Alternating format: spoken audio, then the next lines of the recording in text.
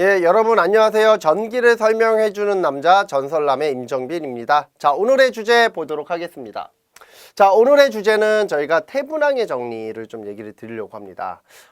태분항의 정리는 중첩의 원리와 마찬가지로 여러 개의 전원이 존재할 때 이 전원에 대한 형태를 어떻게 고려할 것인가 라는 관점을 가지고서 보는데요. 자, 중첩의 원리는 각각의 개별적인 전원을 독립적으로 해석했다라고 하면 태분항은 이걸 묶어가지고 한꺼번에 묶어가지고 하나의 쉬운 전화번호로 바꿔서 해석한 원리가 됩니다. 그래서 태분항의 정리에서는 능동회로망이라는 단어가 심심치 않게 나오고요. 이 능동회로망이 갖고 있는 의미를 좀 충분히 이해를 하면서 등가 전화번호로 바꾸는 과정을 문제로서 좀 다뤄보시면 쉽게 이해가 되실 겁니다.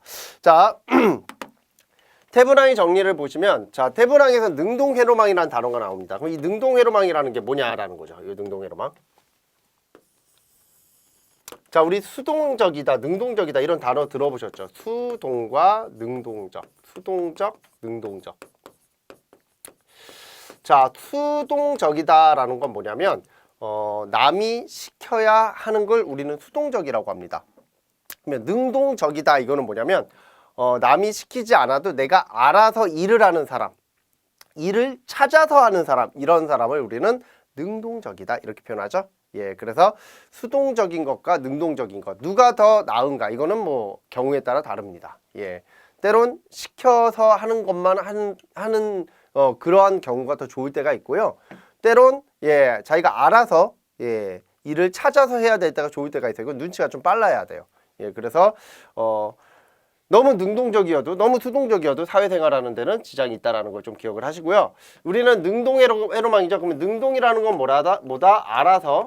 알아서 일을 하는 회로, 일을 하는 회로를 우리 뭐라다? 능동회로망. 그러면 알아서 일을 하려고 그래. 그러면 무슨 뜻이냐면, 자, 요게 능동회로망이 있어. 그러면 여기다 뭐를 연결해? 부하를 요렇게 연결해. 부하를 요렇게 연결하면 이 능동회로망이 전류를 흘려보내서 요 부하에서 일을 하게 만드는 거야. 그러면 이 능동회로망 안에는 뭐가 있어야 돼? 바로 전원이 포함되어 있어야 돼요. 전원 포함이 돼 있어야 됩니다. 근데 이 전원의 포함이 하나인지 여러 개인지 어떤 모양인지 좌우지간 나는 몰라. 모르니까 우리가 가장 자신 있고 쉬워하는 무슨 회로로 얘를 등가 회로로 만들자? 능동회로망을 직류 전원 형태로 만들자라는 거예요. 즉 지금처럼 이런 능동회로망 직류 전원에 대한 요 전화번에 대한 형태로 뭐로 바꿔가지고서 이렇게 요놈으로 바꿔가지고서 해석을 하자. 그러면 여기서 중요한 건 포인트는 바로 뭐다? 능동회로망은 이렇게 전원의 모양을 반드시 하고 있어야 돼요.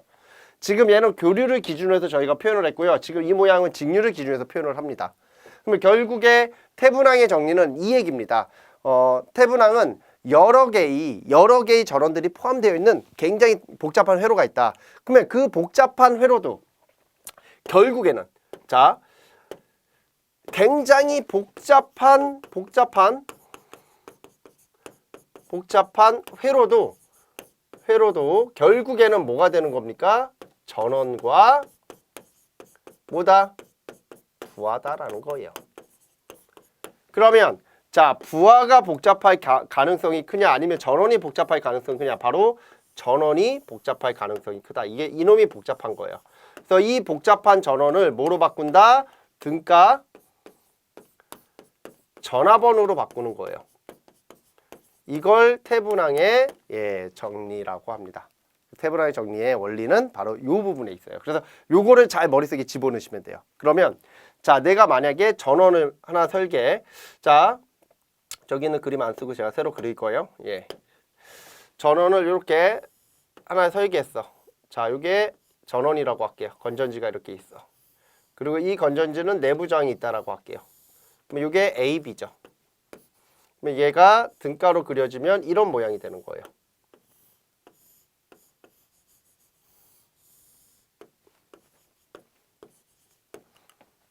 여기가 E, 여기가 내부 저항, 여기가 E, 여기가 내부 저항이 되는 거죠.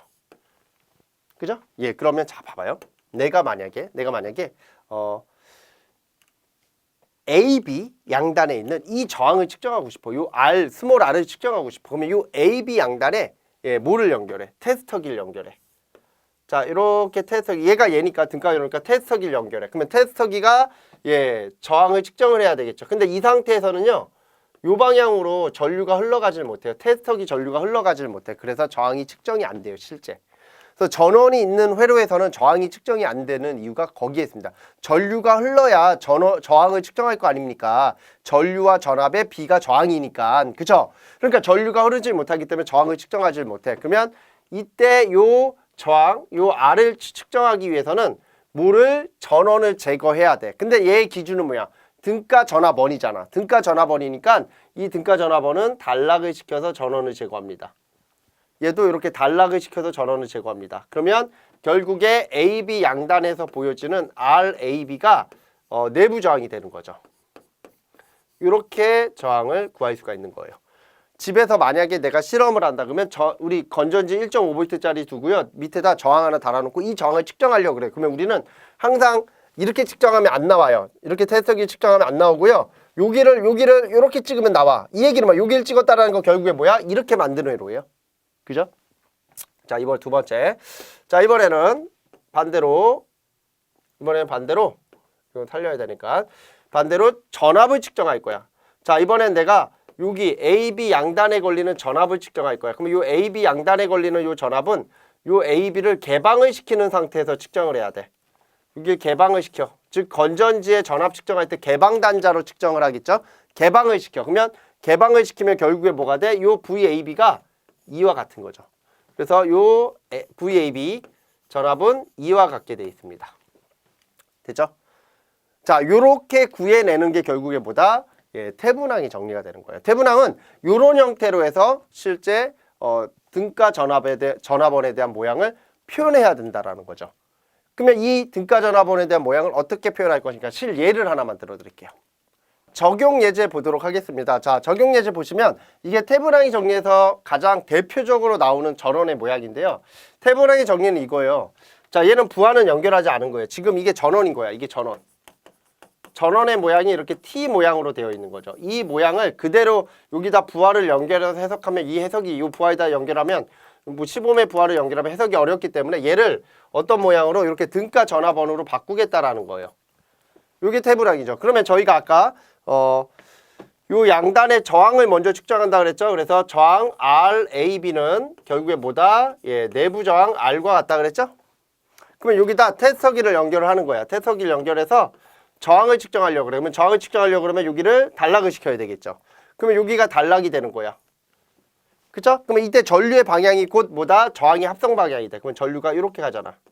그럼 이 전류는 요거 걸치고 하나는 요렇게 가려고 하고요. 요렇게 가려고 그래. 그러면 요게 병렬이 되는 거죠. 그놈과 이놈이 뭐가 되는 거야? 직렬이 되려고 하는 거죠. 그래서 얘는 3 플러스 7 그리고 3 곱하기 7 그리고 플러스 7이 되는 겁니다. 그럼 밑에 10이고 요거 21이니까 2.1 플러스 7은 9.1이 되는 거야. 그러면 요때 요 저항은 몇이야? 9.1이 되는 거고요.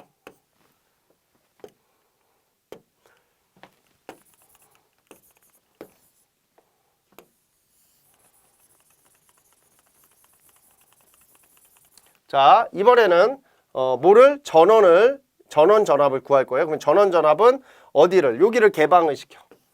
자, 여기를 개방시켰을 때 테스터기로 여기를 찍어. 그러면 이게 VAB죠? 자, 그러면 결국에 뭐다? VAB는 개방 단자의 전압이니까 입력 전압과 같아요. 그러면 자, 여기다가 개방된 상태에서 전압을 측정하는 거야. 그러면 여기에 전류가 요렇게만 흐르겠죠. 자, 이쪽으로는 전류가 안 가잖아요. 그러니까 이쪽 요 7옴은 죽은 저항이 되는 거고요. 실제 어디에 걸리는 전압? 여기에 걸리는 전압이 VAB가 되는 겁니다. 그러면 결국에 여기에 걸리는 전압 VAB는 자, 전압 분배비 3 플러스 7 곱하기 전체 전압이 10V고요. 전압 분배비니까 자기께 와야 되겠죠. 이게 남의 거고요. 그러면 7이 와야 되겠죠. 그러면 요거 7V가 되는 거죠. 그러면 여기가 몇 볼트? 7V가 되는 거예요. 여기가 7V가 다 져버렸네요. 자, 요게 여기가 7V. 그리고 아까 여기 몇 옴이었죠? 9.1옴인가요? 9.1옴? 이렇게 나왔었죠? 이렇게 나오잖아요. 그래서 여기에다가 자, 생각을 해보세요. 요 회로에다가 10옴을 연결해서 이 10옴에 흐르는 전류를 구하는 거와 요 회로에다가 10옴을 연결해서 이때 10옴의 전류를 구하는 거 누가 더 쉬울까요? 당연히 요쪽이 훨씬 더 쉽겠죠. 요쪽이 훨씬 더 쉬워요. 그러니까 태분항은 이 얘기를 한 거예요. 이렇게 복잡한 회로는 어차피 전원이니까 이런 전원을 그냥 놔두지 말고 이렇게 단순화시켜서 놔둔 다음에 어차피 가변되는 거는 부하 아니냐. 전원은 한번 결정되면 웬만하면 바뀌지 않지 않냐. 그러니까 전원은 그대로 놔두고 부하만 지속적으로 가변시키기 때문에 부하만 가변되는 이러한 등가 전화번을 만들어서 해석을 하면 앞으로 좀 더 편리하게 해석할 수 있지 않겠느냐라는 이런 뜻으로서 만든 법칙이 바로 보다 태분항의 정리가 된다.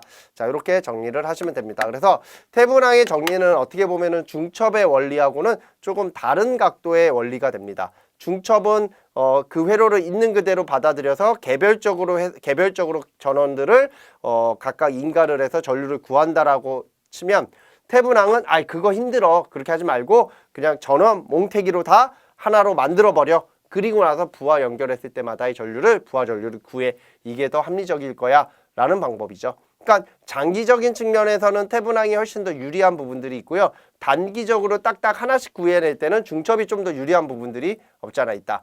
그래서 요 두 가지 회로망 정리가 실제 시험 문제로는 굉장히 잘 나오고요. 뭐 면접에서는 태분항하고 중첩보다는 키르요프를 굉장히 잘 물어봅니다. 그래서 이러한 회로망 정리들이 있다라는 거 꼭 기억을 하시면 될 것 같습니다. 자, 그래서 오늘 전설남은 여기까지 해서 말씀 마치도록 하겠습니다.